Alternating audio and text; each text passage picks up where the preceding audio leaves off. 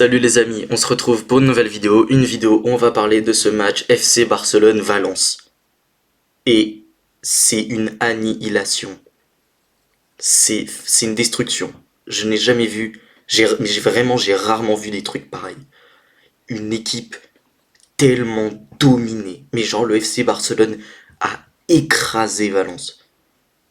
Vraiment, des telles dominations, j'en ai rarement vu.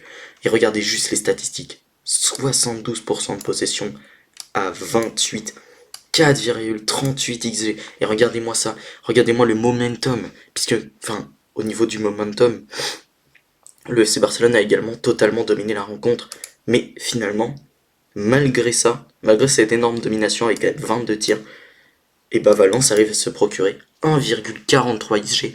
Et ça montre que ce FC Barcelone, bah, défensivement, est encore friable. Et franchement, on a vu notamment face à Benfica que ce FC Barcelone pouvait être totalement prenable défensivement, notamment dans la profondeur. Je trouve que la gestion de la profondeur, qui était à l'époque une force, n'en est plus une aujourd'hui. Donc voilà, ce FC Barcelone, pour moi, je le trouve parfois prenable défensivement.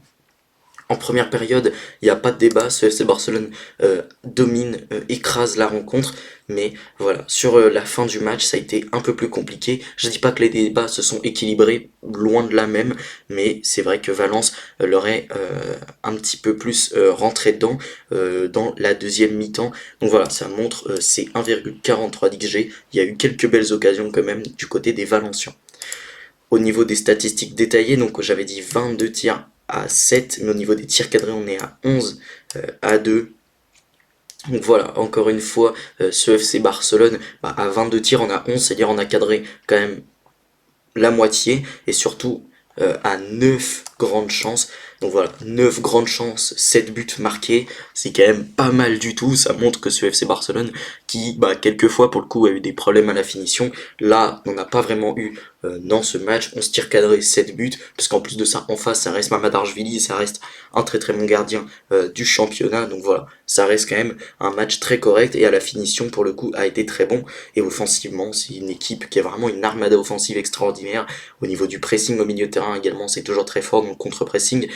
Et surtout, c'est une équipe qui a su imprimer énormément de contrôle, même si sur la toute fin du match, j'ai vu des trucs franchement pas terribles, des pertes de balles, du jeu long qui avait pas trop de sens. On voyait que les deux équipes essayaient de s'en débarrasser. Il y avait vraiment le Barça a mis de moins en moins le pied sur le ballon en fin de match. Je dis pas qu'ils l'ont perdu, mais il y avait quand même de plus en plus d'imprécision technique, et on voit même qu'en fin de match, Valence a quand même eu plus souvent le ballon que ce FC Barcelone. Et du coup voilà, du côté des Valencians, ça reste de grandes chances pour seulement un but, c'est un peu dommage. Mais voilà, ça reste franchement un très gros match de la part des deux équipes. Et d'ailleurs, Frenkie de Jong a marqué, Ferran a marqué, Rafinha a marqué, Fermin a également marqué deux fois, Lewandowski. Et voilà, un but contre son camp. Franchement, ce Barça a été énorme et a su marquer dans beaucoup de configurations durant ce match. D'ailleurs, au niveau de la composition, donc on va en parler. On avait donc Ferran qui était aligné en attaquant de pointe, puisque Lewandowski ne donnait pas trop satisfaction récemment, mais il est quand même à 1,31 XG. 3 grandes chances manquées malheureusement, mais ça reste un tir bloqué, 42 ballons touchés, 15 touches dans la surface adverse, 2 dribbles réussis, 2 passes dans le dernier tiers, une passe précise. Ça a été un match franchement intéressant de la part de Ferran Torres, même si je rappelle qu'il aurait pu marquer un doublé, voire même un triplé si je me souviens bien. Mais voilà, Rafinha d'ailleurs, c'est sur ce centre-là, je crois, où il donne un magnifique ballon et où Ferran fait absolument n'importe quoi. Donc c'est dommage, mais voilà, Ferran fait quand même un très bon match, et derrière Lewandowski rentre pour marquer son but, donc ça, c'était très très bien. Fermin Lopez est évidemment l'homme du match, il a été excellent, même si sur la fin de match il a quand même perdu des ballons, c'était un peu dommage, mais voilà, ça reste quand même un très gros match. Déjà 88% de passes réussies en étant aussi haut sur le terrain, bah déjà c'est très intéressant, c'est une belle stat. 3 occasions créées, mais surtout 1,43 XG. Et voilà, précision des tirs 2 sur 2, 2 touches dans la surface adverse, 4 dribbles réussis, 11 passes dans le dernier tiers, 4 passes longues précises. Son début de saison était un petit peu compliqué, mais là pour le coup il a fait un gros match, et il est quand même à 10 récupérations et 6 actions défensives ainsi qu'un tacle. Même défensivement, il a apporté pas mal d'activité. Lamine Yamal, encore une fois, passeur décisif, il est définitivement le meilleur passeur de Liga. Je crois qu'il est à 10 ou 11 passes, je sais plus, mais ça reste absolument sensationnel. Il est sorti à la 71e, c'est quand même deux occasions créées. Malheureusement 0,11 XG, lui pour le coup c'est très peu de fois retrouvé en position de frappe. Il y a quand même deux tirs bloqués, mais c'est 54 ballons touchés, 2 touches dans la surface adverse, 5 dribbles réussis, 3 passes dans le dernier tir et un centre réussi. Un centre absolument magnifique pour Frenkie de Jong. Donc voilà, ça reste un beau match de la part de Lamine Yamal qui voilà fait comme d'habitude très très mal sur son côté. Rafinha également, qui lui devient l'un des meilleurs buteurs du championnat, je crois qu'il est à 15 ou 16 buts, c'est pareil, je sais plus, je regardais tout à l'heure, je sais pas si les stats étaient actualisées à ce moment-là, mais ça reste 3 occasions créées, 1,03 XG, voilà, offensivement toujours en grande réussite, même s'il a quand même manqué une grande chance. Il a tiré également sur le cadre, mais ça reste 8 touches dans la surface adverse, 2 dribbles réussis, 3 passes dans le dernier tir, un centre réussi sur 6. Malheureusement, il n'a pas été très bon dans l'exercice, mais quand même 2 passes longues réussies. Et défensivement, ça arrive quand même 4 récupérations, 4 actions défensives, mais également 2 tacles réussis. C'est un joueur qui, voilà, même défensivement, est capable d'être bon. Et encore une fois, ce soir, il est décisif. Il fait un bon match. Sur son côté, il a fait très mal. Et il est encore une fois une vraie menace dans la profondeur. Et pour moi, il aurait même pu terminer le match avec une ou deux passes décisives. Parce que des fois, ses coéquipiers ont un peu croqué. Notamment Ferran Torres, j'en parlais tout à l'heure. Frenkie de Jong, lui aussi fait un très gros match. Déjà, il marque son but, mais en plus de ça, il a créé une occasion. Il a 0,35 XG, 71 ballons touchés, 2 touches dans la surface adverse, 10 passes dans le dernier tiers, mais également voilà, défensivement, 2 récupérations, 2 actions défensives, un dégagement, pas forcément extrêmement en vue, mais voilà, il a fait vraiment du bien au milieu de terrain, il a pu apporter pas mal de qualité technique, et en plus il marque son but, donc c'est franchement pas mal, il revient de mieux en mieux, Frenkie de Jong. Casado également a fait un match franchement très intéressant, 0,05 XG, mais bon forcément c'est un joueur qui joue bas, mais ça reste 5 passes dans le dernier tir, une touche dans la surface adverse, et voilà, défensivement il a eu une belle activité, une récupération, 6 actions défensives, 2 interceptions, 2 dégagements, voilà. Ça reste un match également intéressant de Casado, qui même a fait des retours défensifs notamment très très très intéressants, voilà, il a remporté pas mal de duels, donc voilà, franchement, beau match de Casado. Il a une note assez basse, c'est un peu bizarre, mais il a été plutôt intéressant. Baldé également qui donne une passe décisive, 3 occasions créées, 50 ballons touchés, 2 touches dans la surface adverse, 2 dribbles réussis, 3 passes dans le dernier tiers, 2 passes longues précises, un centre réussi. Voilà, encore une fois, très gros match de Baldé. Il est dans la même lignée que son match face à Benfica où il avait été très très bon, notamment offensivement.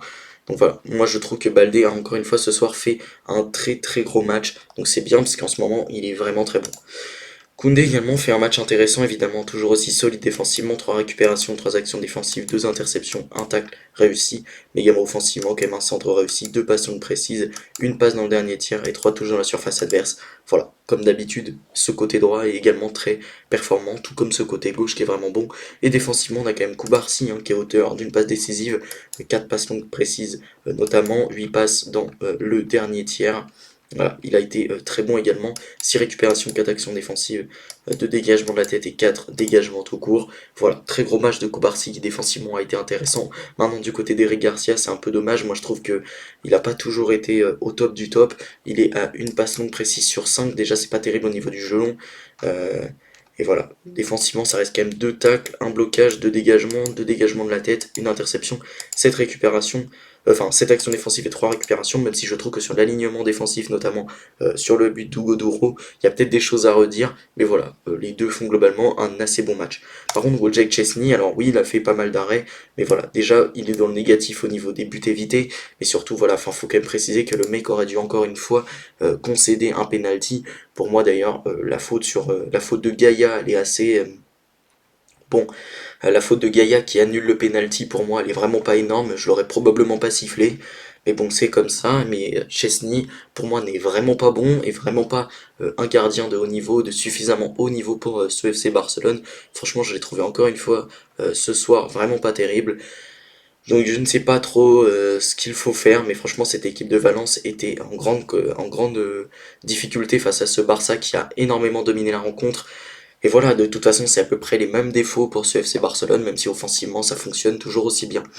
Au niveau du classement, évidemment, on voit ce FC Barcelone qui recolle donc à une troisième place qui, franchement, Ils sont à 7 points du Real Madrid, ça peut être un peu compliqué, ils ont été dans une période très complexe, mais pourquoi pas s'ils continuent d'enchaîner les victoires, surtout qu'il reste également encore un Classico, donc pourquoi pas, ce Real Madrid a connu quelques difficultés en Liga, même si en ce moment ils se relèvent bien.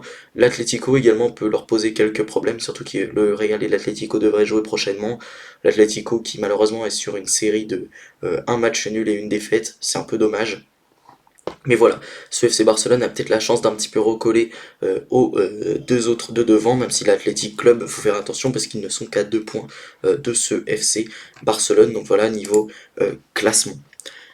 Les amis, si cette vidéo vous a plu, n'hésitez pas à la liker, à la commenter et surtout abonnez-vous à la chaîne, c'est super important pour moi. Sur ce, salut les amis, à la prochaine.